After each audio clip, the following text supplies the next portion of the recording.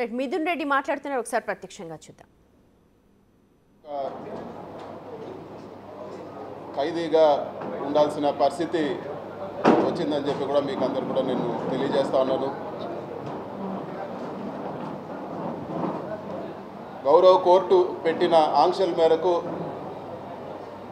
ఈ కేసు గురించి వివరంగా మాట్లాడేదానికి పర్మిషన్ లేదు.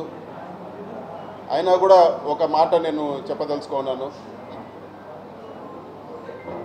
గౌరవ కోర్టు ఇచ్చిన బెయిల్ ఆర్డర్ని ఒకసారి చదవమని కూడా నేను అందరిని కూడా అడుగుతున్నాను. దాంట్లో ఇచ్చిన పాయింట్స్ 100% నిజమని చెప్పి కూడా నేను తెలియజేస్తా ఉన్నాను. గౌరవ కోర్టు ఏదైతే ఆర్డర్లో విషయాలు చెప్పిందో అవన్నీ కూడా మీ అందరిని కూడా నేను ఒక్కసారి చదవమని చెప్పి కూడా నేను కోరుతా ఉన్నాను. ఇది వరకు ప్రెస్ మీట్ పెట్టి చెప్పడం జరిగింది. ఎన్ని ఇబ్బందులు పెట్టినా కూడా, ఎటువంటి ఇబ్బందులు పెట్టినా కూడా ఎదుర్కొనేదానికి సిద్ధంగా ఉంటామని చెప్పి ఈరోజు ఇన్ని రోజులు జైల్లో పెట్టిన తర్వాత కూడా మళ్ళీ అదే మాట చెప్తా ఉన్నాను. ఎక్కడ కూడా అధైర్యపడే ప్రసక్తే ఉండదు. ఎక్కడ కూడా ఈరోజు పార్టీని ఇబ్బంది పెట్టినా వెనక తగ్గే ప్రసక్తి ఉండదని చెప్పి కూడా నేను ఈరోజు తెలియజేస్తాను. ఇది ప్రతిసారి తెలుగుదేశం పార్టీ అధికారంలో ఉన్నప్పుడు, ఎప్పుడు తెలుగుదేశం పార్టీ అధికారంలోకి వచ్చినా కూడా కేసులు పెట్టే పరిస్థితి చూస్తూనే ఉన్నాము. 2014-19లో కూడా తప్పుడు కేసు పెట్టి జైల్లో పెట్టడం జరిగింది. అప్పుడు కూడా చెప్పినాను, ఇది తప్పుడు కేసు, ఇది కేవలం హరాస్మెంట్ చేసేదానికే పెడుతున్నారని ఆ రోజు కూడా నేను చెప్పడం జరిగింది. అయినా కూడా అక్రమంగా అరెస్ట్ చేసి నన్ను, బిఎం మధుసూదన్ రెడ్డి గారిని, చెవిరెడ్డి భాస్కర్ రెడ్డి గారిని కూడా ఆ రోజు కూడా జైల్లో పెట్టడం జరిగింది. తర్వాత ఎవరైతే కేసు పెట్టించారో అదే వ్యక్తి కోర్టులో వచ్చి చెప్పడం జరిగింది, ఎక్కడ కూడా బలవంతంగా మా దగ్గర పెట్టించారు, వీళ్ళు తప్పు చేయలేదని చెప్పి ఆ కేసు కూడా కొట్టేయడం జరిగింది. అంతేకాదు, అంతకుముందు తెలుగుదేశం అధికారంలో ఉన్నప్పుడు కూడా నేను ఇంజనీరింగ్ కాలేజీలో చదివేటప్పుడు కూడా నా జీవితంలో మొట్టమొదటి కేసు పెట్టింది తెలుగుదేశం ప్రభుత్వం. తెలుగుదేశం ప్రభుత్వం ఎప్పుడున్నా కూడా ఇటువంటి హరాస్మెంటు చూస్తూనే ఉన్నాము. ముఖ్యంగా ఈ జైల్లో ఉన్నన్ని రోజులు కూడా ఈ కష్టకాలంలో అండగా నిలబడిన మా పార్టీ అధ్యక్షులు జగన్మోహన్ రెడ్డి గారికి, అదేవిధంగా మా పార్టీ గౌరవ పెద్దలకు, మా పార్టీ క్యాడర్కి అందరూ కూడా వెన్నంటుండి సపోర్ట్గా ఉన్న ప్రతి అందరికి కూడా మనస్ఫూర్తిగా నేను ధన్యవాదాలు తెలియజేస్తా ఉన్నాను. ఈ కేసు పెట్టి సాధించింది ఏమీ లేదు, ఒక పైశాచిక ఆనందం పొందడం తప్పితే, అదేవిధంగా మా తల్లిదండ్రులని మానసికంగా వేధించడం ఒకటి సాధించినారు తప్పితే ఈ కేసు వల్ల సాధించింది ఏమీ లేదు. కోర్టు నుంచి వెసులుబాటు పొందిన తర్వాత కేసు వివరాలన్నీ కూడా వివరంగా మరొకసారి నేను మాట్లాడతానని చెప్పి కూడా మీకు అందరికి కూడా తెలియజేస్తా ఉన్నాను.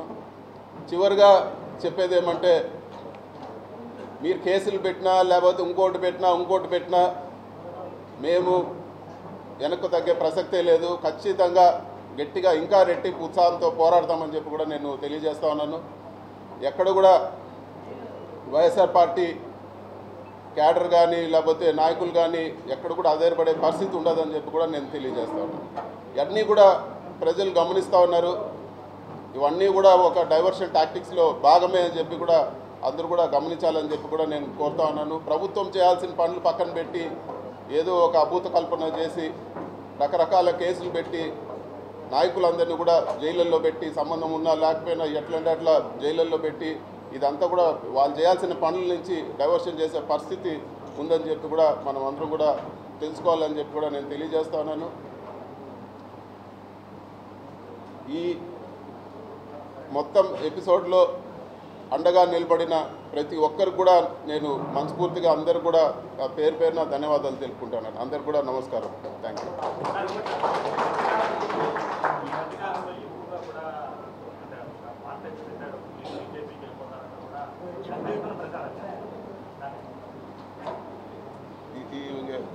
దానికి అర్థమే లేదు. ఇవన్నీ కూడా కట్టుకథలు. తెలుగుదేశం నాయకులు కావాలని బురద కొట్టే పని, కానీ దీనికి నేను సంజాయిషి ఇచ్చినా కూడా అర్థమే లేదు. జైల్లో జైలు అధికారులు మీకు సహకరించారు సమర్పించినటువంటి ఆదేశాలు కూడా మరి ముఖ్యంగా జైల్లో ఎటువంటి పరిస్థితుల్లో పెట్టారంటే ఒక టెర్రరిస్టో తీవ్రవాదిని జైల్లో పెట్టిన పరిస్థితి ఉండింది నాకు. నేను ఉన్నన్ని రోజులు కూడా ఒక పూర్తి బ్లాక్లో వేరే ఒక మనిషితో మాట్లాడే పరిస్థితి ఉండదు.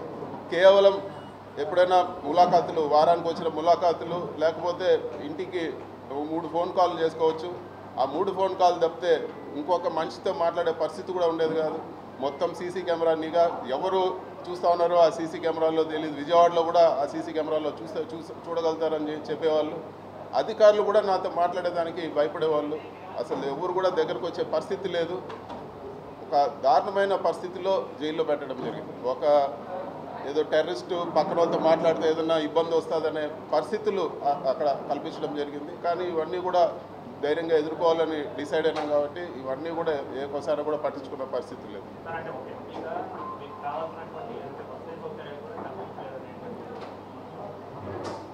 కోర్టు వసతులు కల్పించే విషయంలో కోర్టు ఆదేశాలు ఇచ్చే వరకు, కోర్టు నుంచి ఆదేశాలు ఇచ్చే వరకు ఏ ఒక్క వసతి కూడా జైల్లో కల్పించలేదు.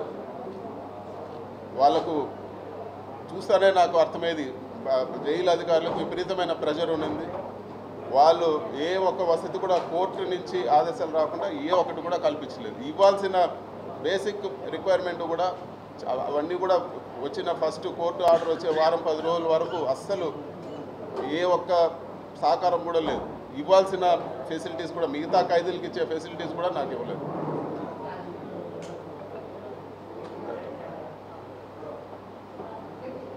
ఓకే అన్న, థ్యాంక్ యూ అన్న, మీరు మాట్లాడండి.